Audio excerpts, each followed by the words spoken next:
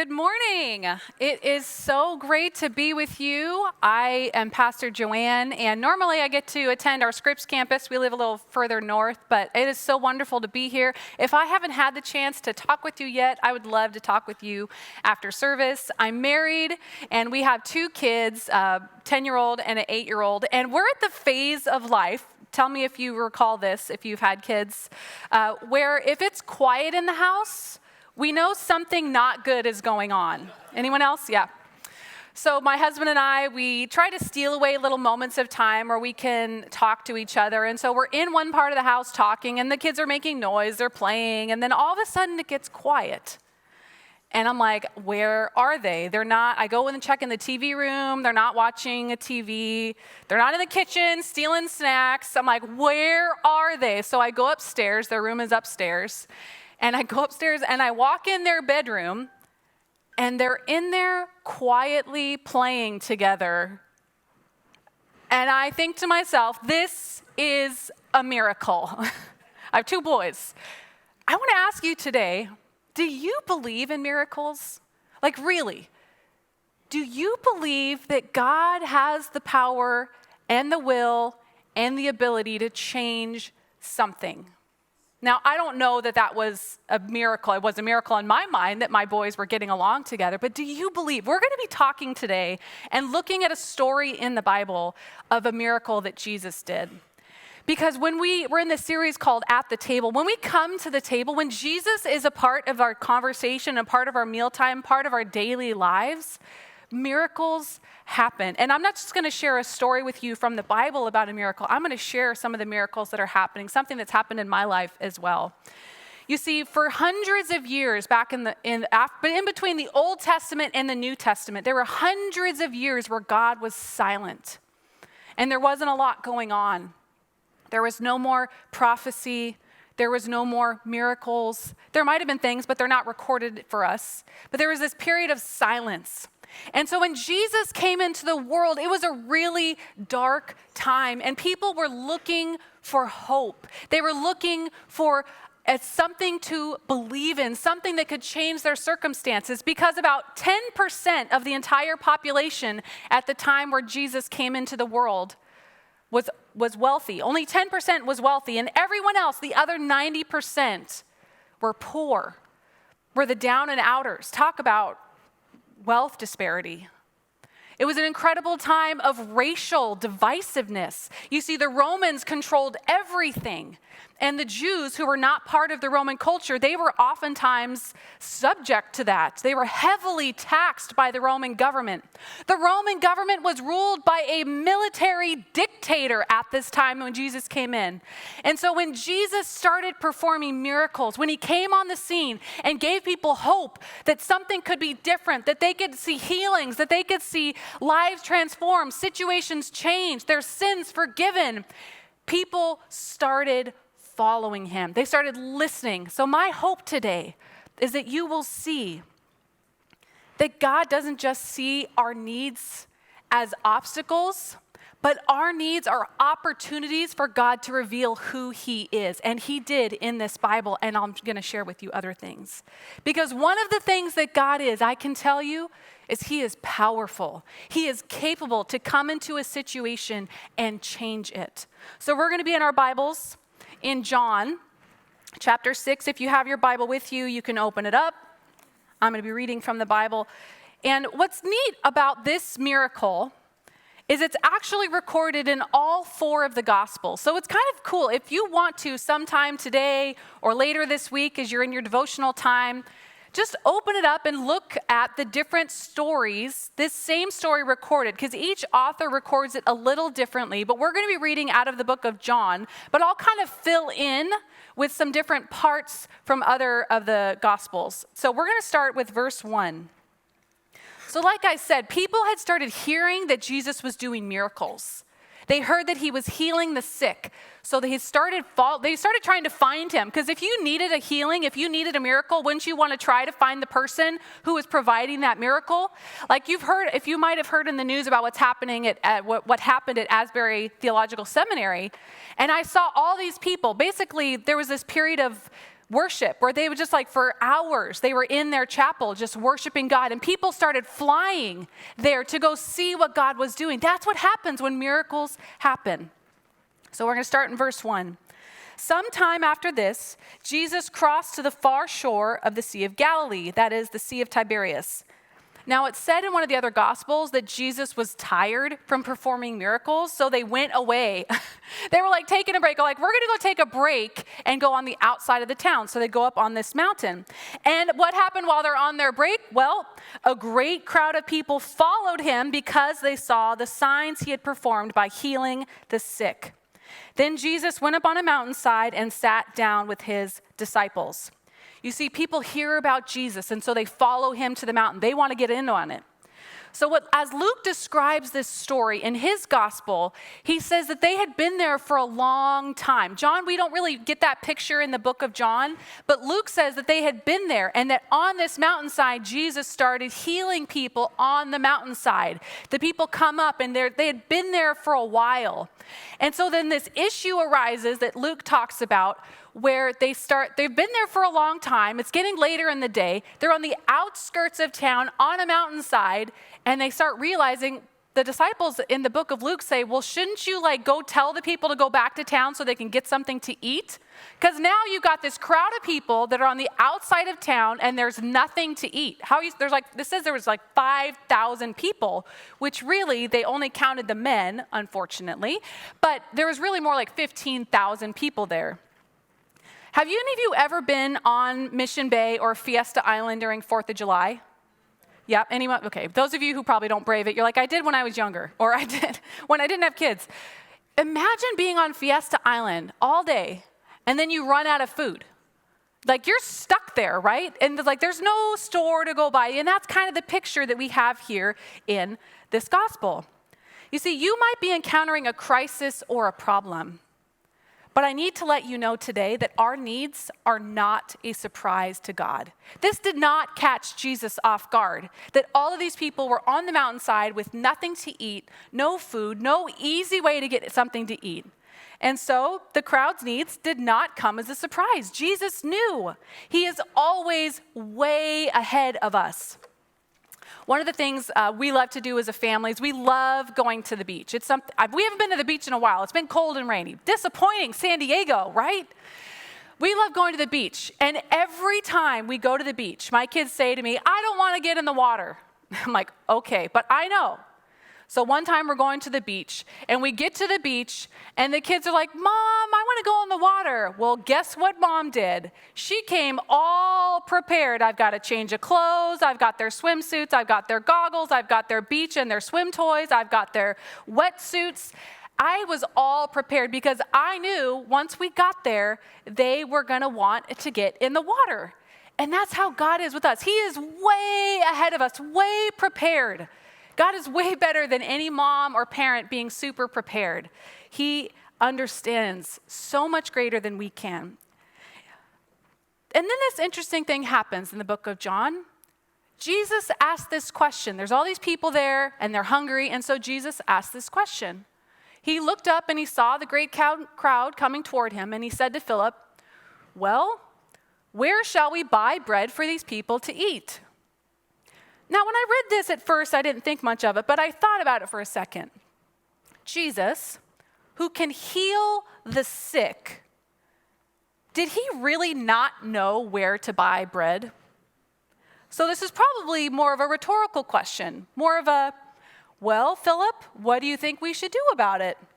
What's your plan? And it says in the Bible that Philip's like, well, if we were to buy bread, that would cost more money than an entire year's salary for a normal human being.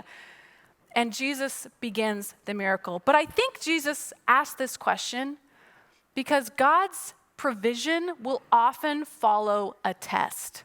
There's going to be a test. And Jesus is asking us, what are you going to do with this situation? Because God wants us to be a part of the miracle. He says to us in our problem, what are you going to do? Do you trust me? Do you think I have the answer? Or do you have the answer? Watch what I'm going to do.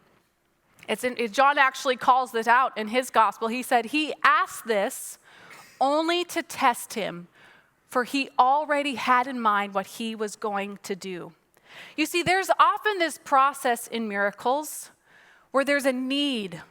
There's some sort of a need, and there's going to be an answer. God's going to give an answer. It's not always the answer we expect, but there's going to be an answer. But in between the need and the answer is us and our response, how we respond to the miracle, how we respond to the test. Sometimes we don't respond well when there's a need. We go into a really difficult situation. I'm going to share about a time where I did not respond well. When I was about 11 years ago, I was working on staff at a church up in LA, and I was serving as the kids pastor. And I had a 1-year-old son, and I would remember sitting in my office one day, and I'm left-handed, so they had these things called landlines, where it had a handheld phone. You've heard of it. Okay, good. And I would hold it up to my ear, and so I'd write down notes. And I remember one time, I couldn't hear really well, and so I just moved it, without thinking much, I just moved it to the other ear and took notes. And I thought maybe it was at the phone, but then I realized it started happening with my cell phone, and it got a little worse. I'm like, this is weird. I guess I have some hearing problems. And then I started feeling on the right side of my face. You ever gotten like Novocaine on your, none of you have ever had cavities before, so you have no idea what I'm talking about. I've had a couple. And that feeling of Novocaine on the right side, I started feeling like that, a weird feeling, like my face was a little sensitive to the touch. So I went to the doctors and I said, hey, I've got this weird thing going on. And so they thought, well, let's send you to physical therapy. I used to play volleyball, and I have a large 1-year-old child. It's probably some sort of back injury or shoulder injury. And so they sent me to physical therapy to see if, like, stretching out the muscle, if there was some sort of nerve that was being pressed. And after several months of physical therapy, the hearing was a little worse, the facial numbness was a little worse. And they're like, well, it's probably not a muscle thing, so we need to do an MRI of your brain to see what else, to rule out what else might be going on. And so on New Year's Eve, about 11 years ago, I got a phone call from the doctor with the results of the MRI, and I had what they call an acoustic neuroma, which is a tumor of the brain, a tumor in my brain. Now, I was fortunate. It was a benign brain tumor, so it was non-cancerous, and it's generally a slower growing tumor, but it was about the size, about that big. I don't know if that's, I don't remember the exact centimeters. They had the centimeters, but it was about that big. And they proceeded to tell me, you're fortunate that if the size is the right size, that you can get this treatment called Gamma Knife. It's the same type of equipment that we use to treat patients, but we have this amazing technology that we laser treat with radiation the brain tumor. And you shouldn't have any problems. You're young, we'll treat it, and you should be fine. So I was scheduled in February to go in for my treatment. And then we find out that I am pregnant, and we're excited that I'm pregnant. It was our second. We had been wanting to have a second, and so I called the doctor, and I said, hey, I'm so excited for my appointment coming up to get the radiation on my brain so I can get this tumor out of me, but I just need to let you know, I don't know if it's going to be a problem, but I'm pregnant. And the doctor said, we will not be able to do the treatment while you're pregnant. And I'm like, oh my goodness. So what do I need to do? And they said, well, one option is to abort the pregnancy so that you can treat your tumor, or you wait. My husband and I, we were reflecting on it this week, and we didn't really even consider aborting the pregnancy. We just kind of trusted God. But what we didn't know is that when you're pregnant, your body produces something called a growth hormone. It helps the baby grow. And this growth hormone during my pregnancy would further grow the tumor more rapidly than if I had not been pregnant. And so the side effects of the tumor growing further was that the facial numbness was now more, and now it was like half of my mouth was numb, as well as my face. My husband's facial hair, sorry if this is TMI, but when he would kiss me, if he had stubble, it would feel like someone was like really hurting me. If you've ever been numb and like someone scratches you, it's like it really hurts. My eye could no longer properly produce the tears because of the nerves, and so I had to do eye drops. My hearing got worse, and probably the lowest point was, if you've ever experienced, I don't know if you've ever experienced vertigo before, but I started experiencing really awful vertigo. I remember I was probably about 5 or 6 months pregnant, and I sat in my office, and the room was it felt like it was spinning. I'm staring at the screen, trying to write emails, trying to get curriculum prepared for the kids' church for Sunday, and I felt like I couldn't do my work. I felt distracted, like it was like the worst feeling ever, like nausea, which also didn't help with the pregnancy. And I remember sitting on my computer writing an email to all the staff at the church saying, hey, I'm having this really awful vertigo, and I just need to shut the door so that I can focus and get my work done. So I just wanted to let you know I'm here, but my door's just going to be shut from here on. And I remember feeling really, really depressed. I didn't know how much worse it was going to get. I didn't know if the tumor was going to grow so much that it would press on my brainstem, which that could cause fluid to build up in my brain, or even facial paralysis was on the table. The paralysis on the right side was also on the table. And I just felt this hopelessness. Like, God, why would you allow this to happen?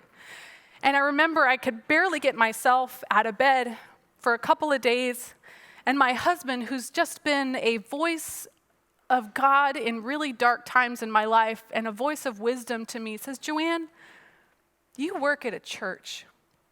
And you're preaching every Sunday to kids about why to believe in Jesus. Either the faith you have is real or it's not. And I realized if I didn't walk in faith and trust with God, then everything I was about was a lie. And so from that moment was kind of the turning point of me just saying, God, I don't know how much worse this is going to get, but I'm going to trust you. I'm going to trust God. And so I trusted him. And sometimes it's hard to trust God. But when we trust God, God can take our doubts and he can take our fears and he can allow us to be fully dependent on him. We can surrender all of that to him. I want to get back to our story because I want to see how the disciples responded to the test. And I'll finish the story, I promise.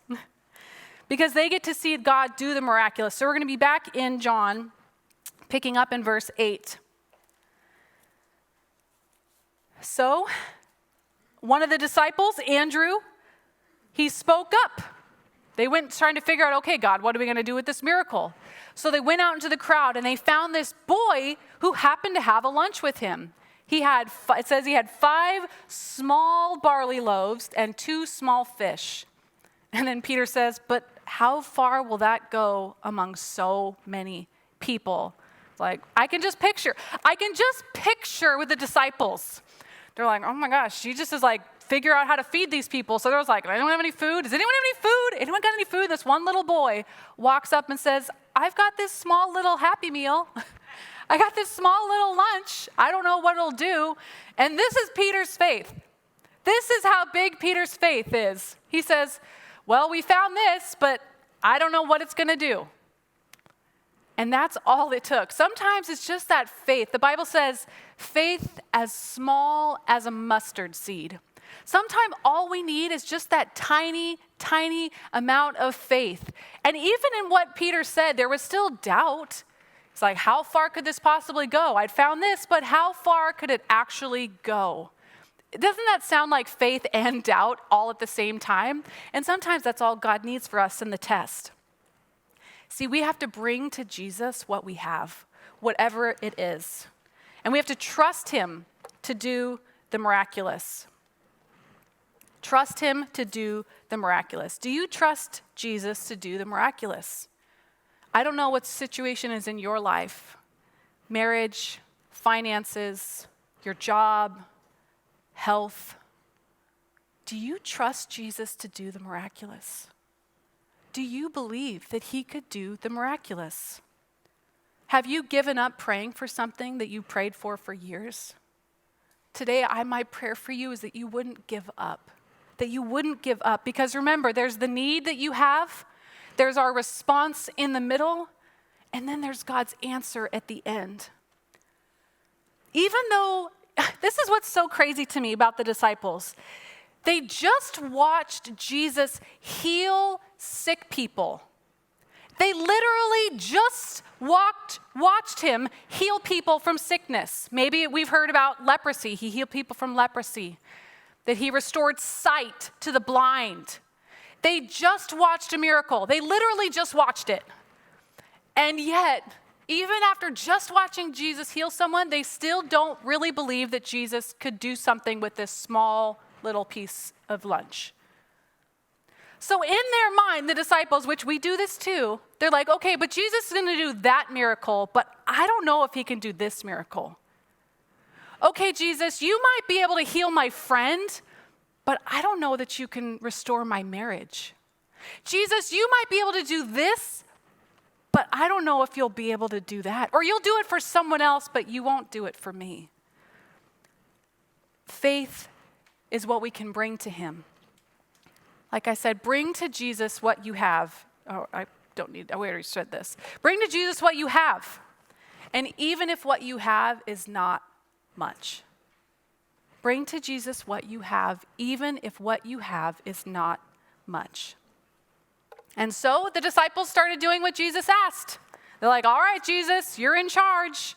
We'll just start doing what you asked us to do. One of the Gospels talks about how what Jesus told them to do was to go group the people in groups of 50. So the disciples are like, I don't know what Jesus is going to do, but we're just going to start grouping people together and we'll see what Jesus does. So they just started taking those steps. And then verse 11, this is our miracle story. Jesus then took the loaves and he gave thanks. Those 5 little loaves, and he distributed to those who were seated as much as they wanted. And he did the same with the fish. When they had had enough to eat, Jesus said to his disciples, look at this, gather the pieces that are left over.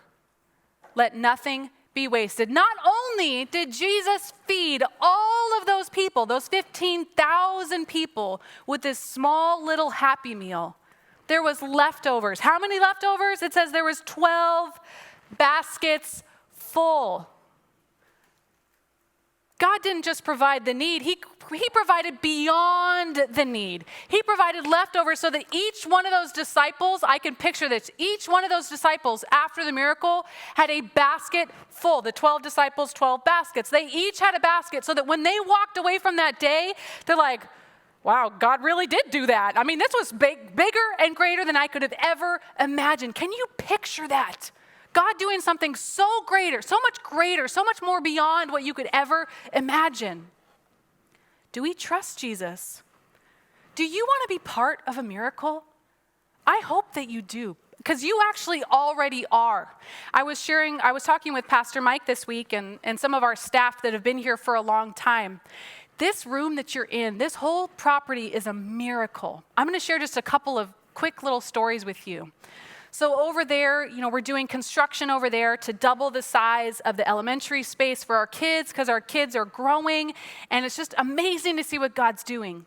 Did you know those rooms over there, if you've been here for a while, you do, used to be a bar? That was a bar. And on Easter Sunday, there's going to be hundreds of kids over there worshiping Jesus instead. On the corner, the other end of the property, have you ever seen the yogurt shop called Heavenly Yogurt? That used to be a liquor store. That was a liquor store, and outside the liquor store was a payphone where Pastor Mike was telling me that drug people would come to that payphone, and that was a lot of business. Drug business was done right there. Can you imagine? Maybe some of you are like, you remember this because you lived it here. If you didn't, you're part of a miracle. This property has transformed this community. Can you imagine how eliminating a bar and eliminating a liquor store would change? We're next door to a middle school. Imagine how that's changed this area. And you're still part of a miracle. God's doing even more through Tirasana. Do you believe that? You see, that trust that Jesus can do anything, it's not just a feeling. Trust is an action. Trust is stepping out of faith. Trust is bringing to Jesus our faith, bringing him our fears, bringing him our doubts, our steps, and we surrender it to him. We step out in faith. And once we step out in faith, God is inviting us to watch. Watch what God will do. Because when you're part of a miracle, when you've experienced a miracle, you don't have any doubt that God is powerful. You don't have any doubt that it actually happened. See, it's easy to be skeptical about miracles when you've never been a part of one. When you see it, when you're a part of it, there's not that same doubt. So when you hear about a miracle, you know that's a miracle. You see, after last week's message, our life group, we do a sermon-based life group study. And we got into this conversation. There's a couple in our group that for years, they would do a homeless feeding ministry, and they would go every Saturday. And I asked them, like, wow, you guys did that for such a long period of time. Like, I asked, how did you get into that? And he said, well, we were invited to go, and one of the first Saturdays that we went there, normally there would be about 10 to 15 homeless people that would show up, and we would feed them and just become their friends and love on them. But then early on, we showed up one Saturday, and about 50 people were there. And we only had the same amount of food we normally prepared, which is for about 10 to 15 people. And I loved his face. He said, I didn't know how we were going to feed them all, but I just started serving and praying. And he said, as I'm serving them, one by one, I'm serving them. And then a person comes up and they've got a dirty bowl. I'm like, I can give you a clean bowl. And the guy says, this is for seconds. He's like, for seconds? We need to make sure everyone's eaten. He's like, has everyone eaten? And everyone says, yes, we've all eaten. And he still had food left over.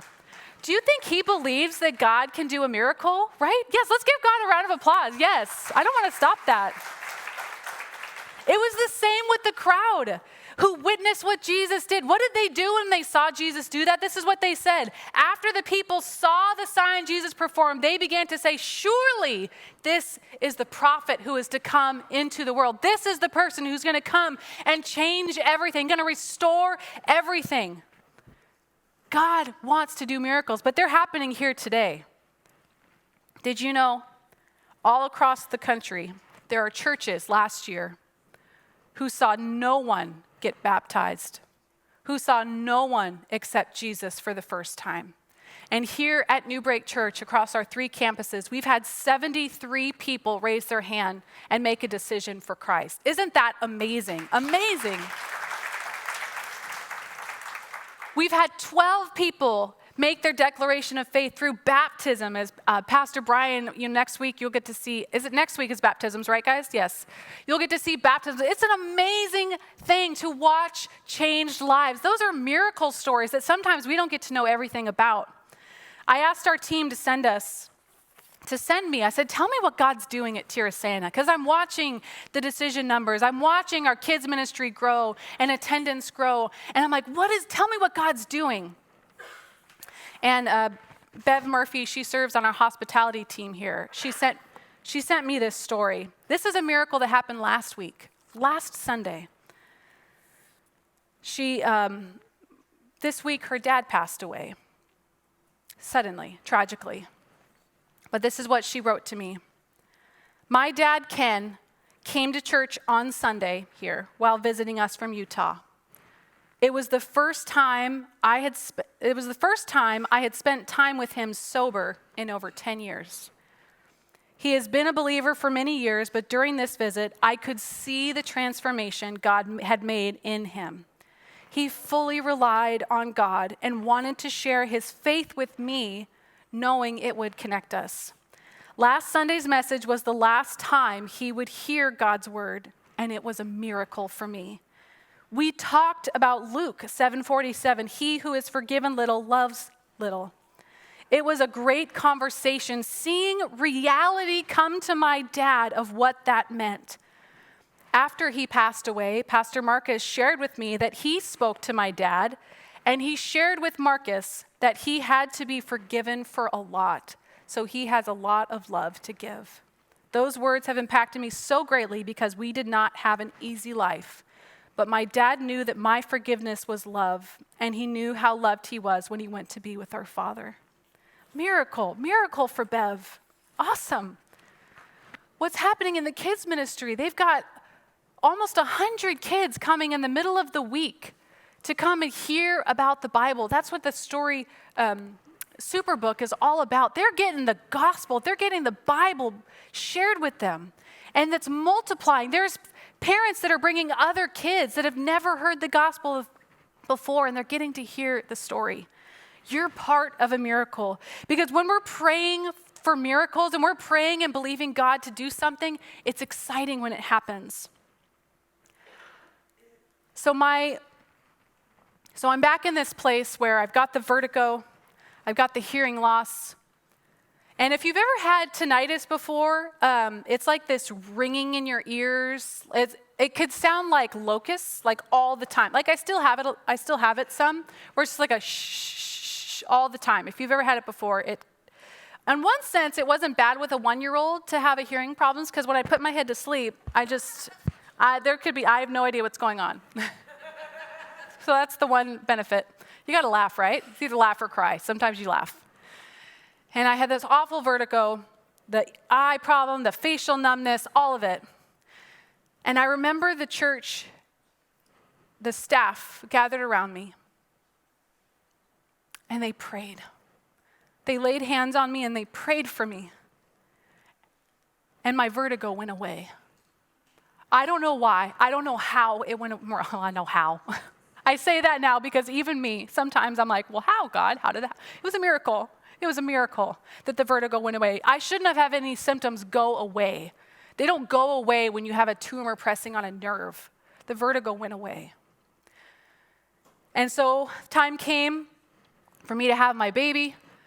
And about 2 weeks after I had the baby, I got to go in for the treatment. Now, I told you that this whole time the tumor's growing, right? So I get in for the treatment, and the doctors come in. I had to get this headgear put on because when they're doing targeted laser radiation, they have to affix these screws into your skull so that your head doesn't move and the laser shoots some other part of your brain. I know this is a really technical way of describing it. So I looked like I was in the movie Saw with this headgear on. So I'm sitting there in the room. They've drugged me up because they literally screwed bolts into my skull. And the doctors come in and they say, we've got a problem. You never want to hear that. Well, since your tumor's grown, it's actually now too big for this type of treatment. So these are your options. Option 1, you do what we would normally do with this size of tumor, and you leave here today with no treatment, and then we schedule you to actually have your brain cut open and surgically remove the tumor. I'm like, what's the other option? The doctors say, well, we've never done this before. You never like to hear that from the doctors, right? We've never done this before, but we believe that with your size tumor, and it's crazy. Technology is just crazy. Assigned to do this treatment, they have a neurosurgeon, a radiologist that just does the radiation, and then like a physicist, radiophysicist. So they're doing all these calculations, and they calculated, well, if we don't do your treatment in one session, but we do it over a series of 3 sessions and target different parts of the tumor each time, it can reduce the length of time that you're under, which can then reduce the chances of swelling. And then our hope would be that this would still work to shrink your tumor, because the goal with the radiation is to kill the cells so that they either stop growing or shrink is the best case scenario. And Eric and I look at each other and we're like, I don't know. And I'm so thankful for that neurosurgeon who said to me, if you were my daughter, I would do it. Trust us, we'll do the 3 treatments and we'll take care of you. And so we did. So I did my treatment. 2 to 3 weeks passed by. I went back in for the second treatment. Another 2 to 3 weeks passed by. And all the while, I've got a newborn at home. Thank God for church family and friends that came and supported us during this time. And then I go in for the 3rd treatment. And after about 8 months, I go into the doctor and we look at the scans and we're like, all right, did it work? And I'm so thankful to say that it worked. It killed the tumor cells. The doctor, it was so cursed. Like, well, it looks like the tumor cells have been no longer growing, and it looks like some of those are dead over there, so you're good. Come back in a year. So does that mean it's good? Like, yes, it's good. It worked. But so cool, can I tell you, over the last 10 years, you know what my prayer was the whole time? The miracle that I wanted to see, I wanted to show up for an MRI and see the tumor just gone. That was my prayer. God, I just want to see a crazy miracle where it's like, it is no longer there. And I know people have had those miracles, but that's the miracle I prayed for. But you know what? I've gotten to see a slow, steady healing from God. First, he healed me of the vertigo. Then the treatment plan worked and they allowed me to not have the invasive brain surgery. Then my hearing started to come back. Then the facial numbness started to go away. Then I no longer had to use eye drops. And can I tell you, the most recent miracle happened here at Newbreak. You see, when you have balance issues because of an acoustic neuroma, your hearing, your eyesight, all of that, I was no longer able, this is going to sound weird, but I was no longer able to close my eyes and worship. Because of the balance, you need your eyesight if you've got some other deficiency somewhere else. Because my hearing was impacted, I couldn't hold balance. So I'm standing there. Here at Newbreak, I was at the Scripps campus, and I remember just closing my eyes. See, I was like not trusting right now, but I know God's healed me. Standing there, worshiping God with my eyes closed, and I was not falling down for the first time. It was a miracle.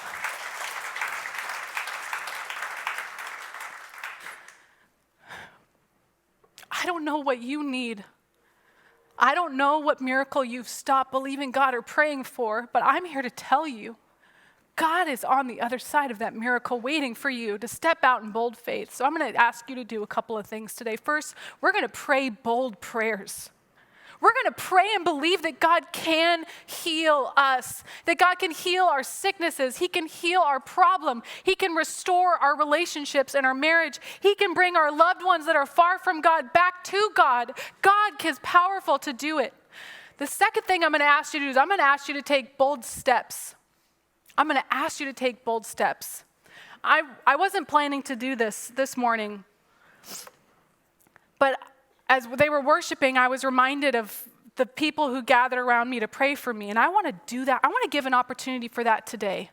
So if you're here and you're praying for God to change your situation, whatever it is, I'm going to ask you to take a bold step right now and just stand up where you're at.